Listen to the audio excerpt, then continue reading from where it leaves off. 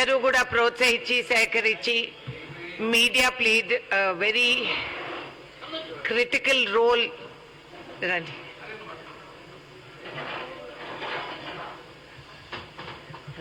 తప్పించుకుంటున్నా. But I want to thank Kharge ji, Shrimati Sonia Gandhi గారు, అదేవిధంగా రాహుల్ గాంధీ గారు, అదేవిధంగా లక్షలాది మంది మా కాంగ్రెస్ కార్యకర్తలు ఇవాళ అండమాన్ నికోబార్, లక్షద్వీప్ ఎక్కడెక్కడి నుంచో నాకు ఫోన్లు, కంగ్రాచులేటరీ టెలిగ్రామ్స్ ఇవన్నీ రావటం జరిగింది. I'm deeply grateful for that affection that the people in the country have shown. And ఇప్పుడు బాధ్యత పెరిగిందే మాత్రం ఇది బహుమతిగా కాదు అని నేను తెలవపరుస్తున్నాను. ఇవాళ దేశవ్యాప్తంగా జరుగుతున్న పరిణామాలు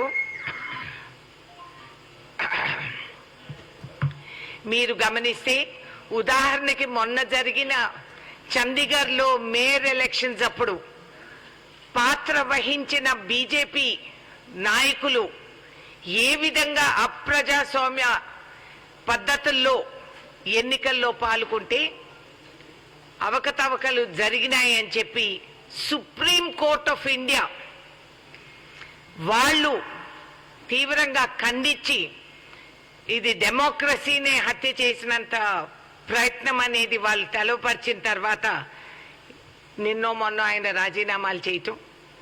ఈ పరిస్థితి కేవలం చండీగఢ్ మేయర్ ఎలక్షన్స్ కాదు, యావత్ భారతదేశం ఎన్నికలు అని అనౌన్స్ చేసిన తక్షణం ఆ రాష్ట్రంలో వాళ్ళు రూలింగ్ పార్టీ వాళ్ళ పైన రైడ్లు చేయటం, ఈడీలు ఇంటి వరకు చేరటం, ఈ విధంగా భయ ఆందోళన వాతావరణం ఒకటి సృష్టించటం, ఆ తర్వాత ఎంటైర్ క్యాబినెట్ అలాంగ్ విత్ ప్రధానమంత్రి గారు దిగి రావటం, ఏవేవో కథలు చెప్పేయటం, ప్రజల్ని మభ్యపెట్టడం, ఇంతవరకు ఈ 10 సంవత్సరాలు అందరూ చూసి ఓర్చుకున్నారు.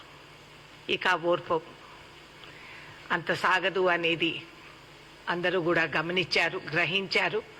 రాహుల్ గాంధీ గారి యాత్రపై లక్షలాది మంది స్పందించి ఆయనతో పాటు నడుస్తూ ప్రతి భారతీయుడు అనుభవించే నరకం, బాధ, ఖర్చు, ఈ విధంగా చదువుకున్న పిల్లలకు ఉద్యోగాలు లేని పరిస్థితి, ఉద్యోగాలు లేవని ఎవరు పిల్లనిచ్చే వాళ్ళు లేరు, ఇన్ని కష్టాలకి గురి అయిన వాళ్ళు ఇవాళ కాంగ్రెస్ పరిపాలనని ఆదర్శంగా తీసుకోవటం, ఈ రాష్ట్రంలో రాష్ట్ర ముఖ్యమంత్రి గారు రేవంత్ రెడ్డి గారు నూతనంగా ఎన్నికయ్యి ఆడవాళ్ళకి మాకు ఎన్నో సౌకర్యాలు కలిగించి ఫ్రీగా బస్సు యాత్రలు, అదేవిధంగా గ్యాస్ సిలిండర్ 500 రూపాయలు, అదేవిధంగా 20 యూనిట్స్ 200 యూనిట్స్ కరెంటు ఖర్చు మాకు తగ్గింది.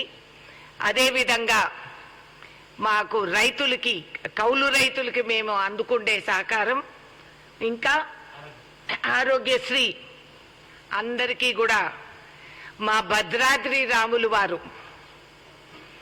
మనకి ఎప్పటి నుంచో పౌరాణిక గుడి ఈ రాష్ట్రంలోనే ఉంది, ఆయన ఆశీస్సులతో అందరికీ ఆయురారోగ్యాలతో చల్లగా దీవిస్తారని, రైతాంగానికి సస్యశ్యామలంగా పంటలు పండుతాయని, ఇవాళ పార్లమెంటు దగ్గరే రైతులందరూ కూడా ఆందోళన తెలుపరుస్తూ ఉంటే వాళ్ళపైన డ్రోన్స్ పెట్టి టియర్ గ్యాసులతో వాళ్ళపైన ఈ ప్రయత్నాలు చేయటం, లాఠీలు చేయటం, వాటర్ క్యానన్స్తో వాళ్ళని కొట్టివేయటం, ఆ విధంగా అసలు పాకిస్తాన్, చైనా అక్కడ మనకి ప్యాంగాంగ్ లేక్ లే లడాఖ్లో కూర్చొని ఉంటే, అరుణాచల్ ప్రదేశ్లో చైనా వచ్చి కూర్చుంటే వాళ్ళను పలకరించే సత్తా లేని పరిపాలన బీజేపీ ప్రభుత్వం. కేవలం రైతాంగం పైన వాళ్ళ అధికార దౌర్జన్యం అంతా పెట్టి రైతాంగాన్ని గెలుగుతున్నారు. మేము క్షమించము. తోటి రైతుగా నేను కూడా వాళ్ళకి సహానుభూతి తెలుపుతూ వాళ్ళు చేసే కృషిలో నేను కూడా భాగస్వాములుగా ఉంటానని, రాబోయే పార్లమెంటు సమావేశాల్లో ఈ రైతాంగానికి న్యాయం జరగాలని, బీజేపీ చేసిన వాగ్దానాలకే వాళ్ళు అడిగినారు, మీరు అప్పుడు చెప్తే మేము విత్డ్రా చేసుకున్నామని. మరి ఇప్పుడు ఎందుకు అమలు చేయటం లేదు, ఎందుకు చేయటం లేదు అని అడిగిన సవాల్కి బ్యారియర్స్ పెట్టి వాళ్ళపైన దాడి చేసి ఇంత అసహ్యంగా యావత్ ప్రపంచం గమనిస్తూ ఉంది.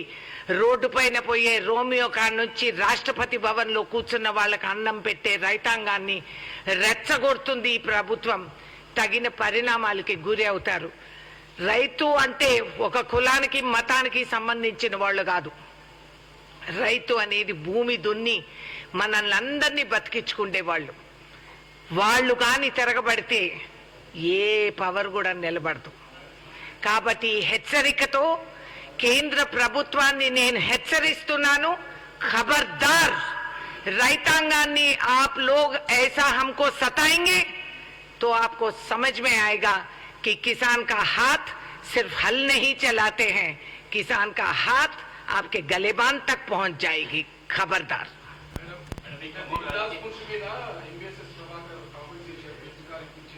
ఏమండి ఇప్పుడు బెంచ్ కార్ ఆమెకి ఇవ్వలేదు నాకు తెలుసు. We are going to sue this వల్ల. ఎవడండి వీడు? అంత ఎవిడెన్స్ ఉందా? ఇప్పుడు కోర్టులో వేసి ముందు ఆయన కొనివ్వాలి బెంచ్ కార్. అదే పనిష్మెంట్. పిచ్చి పిచ్చిగా ఉంటే ఇవ్వను. ఎందుకు సంకం పెట్టుకొని దాచిపెట్టుకున్నాడు? అన్ని ఆధారాలు ఉండే అంత ఎవిడెన్స్ ఉంటే నాన్ సెన్స్. లేడీస్ పైన ఇష్టం వచ్చిన టబాండాలు వేస్తారు. మేమేదో ఏడ్చి కూలిపోయి కుమిలిపోతామని అనుకుంటున్నారు. కుక్క కాటుకు చెప్పు దెబ్బ అని సామెత ఉంది. కాబట్టి అనవసరంగా బౌబౌం అని చెప్పొద్దని చెప్పండి.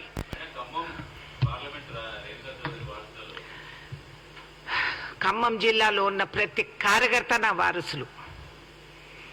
Everybody has a right. ప్రజాస్వామ్యంలో ప్రతి ఒక్కరికి హక్కు ఉంది. కాబట్టి కార్యకర్తల మనోభావాలు తెలుసుకొని వాళ్ళ అభిప్రాయాలని పట్టి అదేవిధంగా సెలక్షన్ కమిటీ వాళ్ళందరూ కూడా ఒక నిర్ణయానికి వచ్చి ఎవరైతే గెలుస్తారో, నాకు కులం మతం ఏది సంబంధం లేదు, గెలిపే నాకు అవసరం. సో ఎవరు గెలుస్తారని మేము అనుకుంటామో మూకుమ్మడిగా అందరం కలిసికట్టుగా, అదృష్టానికి మాకు 3 మంత్రులు ఉన్నారు, 2.5 లక్ష మెజారిటీ ఆల్రెడీ లీడ్ ఉంది. అండ్ ఖమ్మం ఎప్పుడు కూడా గత 2 ఎన్నికల్లో కూడా మీరు గమనిస్తే రాష్ట్ర వ్యాప్తంగా ఒక తీర్పు వస్తే ఖమ్మం జిల్లాలో కాంగ్రెస్ 3 రంగుల జెండా రెపరెపలు ఆడుతూనే ఉంది. And we will continue to keep that winnowing streak. కాబట్టి ఖమ్మం డోంట్ వరీ.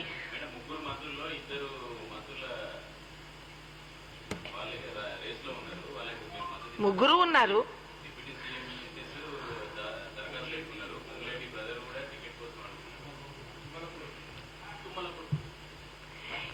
ఎవరైనా ఉండని, ముగ్గురులో ఎవరు గెలుస్తారనేది నాకు అవసరం.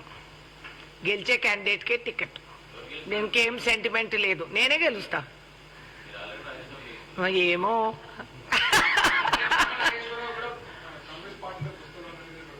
ఎప్పటి నుంచో పాపం ఆయనకి ఇంకేమీ దిక్కు లేదు.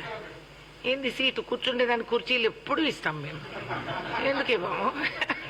ఎవరైనా వద్దన్నారా? ఎందుకు? ఇప్పుడు నా బ్రదరేగా. నేను శూర్పణఖ అయితే ఆయన నా అన్నగారు అయితే ఆయన ఏమవుతాడు? చుట్టరికం ఏమవుతుంది? మరి అయోధ్య రాముడు ఆ పేరంత ఎత్తంగా లేనిది శూర్పణఖ వెనకాల దూరంగా ఉండదు కదా. రామభక్తులు తను కూడాను శూర్పణఖ జాతి తక్కువ అని చెప్పి ఒక దేశ ప్రధానమంత్రి హేళన చేసి ఆ జాతిని కించపరిచేటట్టు ఆ రోజు ఆయన పార్లమెంట్ లో మాట్లాడారు. ఏం పర్వాలేదు. రాబోయే రాఖీ పండక్కి నేను ప్రధానమంత్రి గారికి రాఖీ నేనే స్వయంగా కడతా.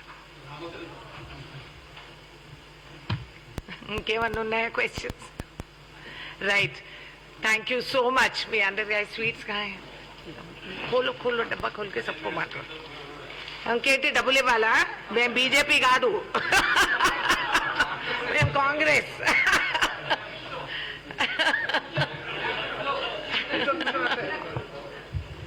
सबको బాంటో. 2-3 తీసుకొని అందరికి పంచండి. ఇంకా తెప్పించండి. గోపాల్ రెడ్డి గారు సరిపోవేమో చూడండి. ఇంకా తెప్పిస్తే పోతుంది. Full house.